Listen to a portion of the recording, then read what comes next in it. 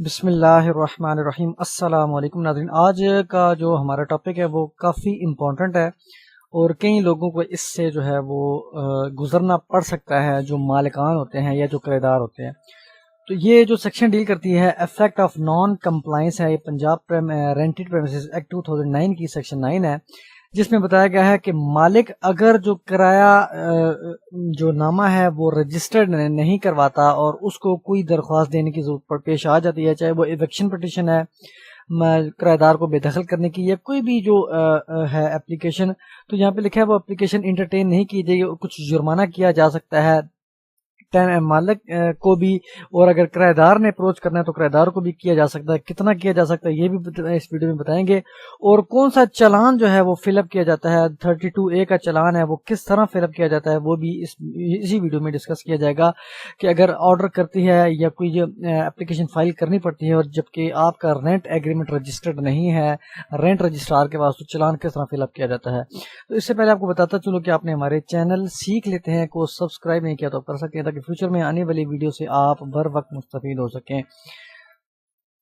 تو اس کو پہلے تو پڑھ لیتے ہیں کہ لا کیا کہتا ہے۔ لا ہمیں بتاتا ہے کہ if a tenant does not conform to the provisions of this act, the rent tribunal shall not entertain an application under this act۔ اب یہاں پہ بتاتا ہے اس ایکٹ پر عمل نہیں کرتا کوئی بھی جو ٹیننٹ ہے، تو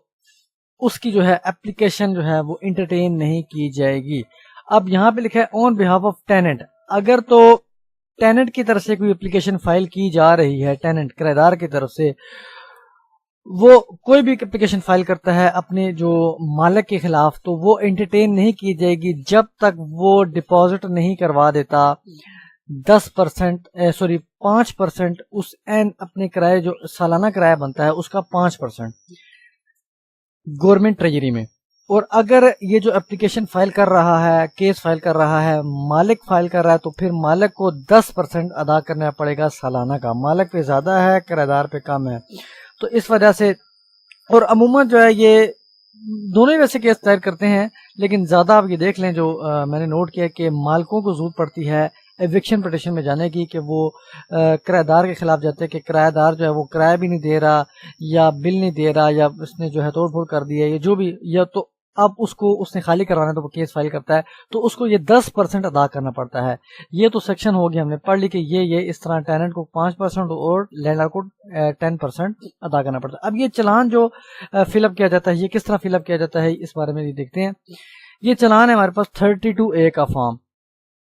یہ ایک بنا بنا بھی فارمیٹ ہوتا ہے، یہ آپ کمپیوٹر پہ خود بھی ٹائپ کر سکتے ہیں، یہ آپ کو کھوکھو سے مل بھی سکتا ہے، کچہری ڈسٹرکٹ کورٹ سے۔ اب بائی ہوم ٹینڈر میں اس شخص کا نام آئے گا، اب جو کرایہ جو اینول جو سالانہ 10% کرایہ ہے وہ جمع کروانا ہے جس نے،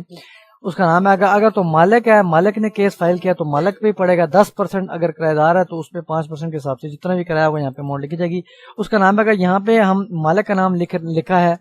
کیونکہ مالک کوئی پڑا تھا، میں نے صرف نام چینج کیے ہیں، باقی یہ کوڈ کا نام بھی سیم ہے اور کرایہ بھی سیم ہے اور اکاؤنٹ نمبر بھی وہی ہے، صرف تھوڑا سا پرائیویسی کے لیے میں نے نام چینج کر دیے۔ اب یہاں پہ مالک آ گیا اور یہاں پہ نیم اور designation and the address of the person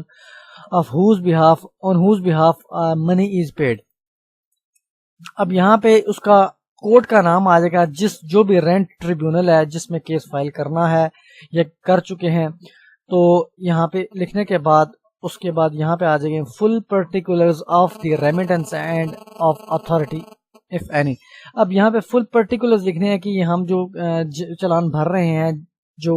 amount جمع کروا رہے ہیں یہ خزانے میں، یہ کس مقصد کے لیے، کس یہ، تو یہ فائن ہے، جیسا کہ میں نے آپ کو سیکشنز پڑھ کے بتائی کہ فائن پڑتا ہے۔ اب یہاں پہ لکھا ہے 10% سے خود ہی اندازہ لگا لیا جا سکتا ہے کہ 10% مالک کو پڑتا ہے،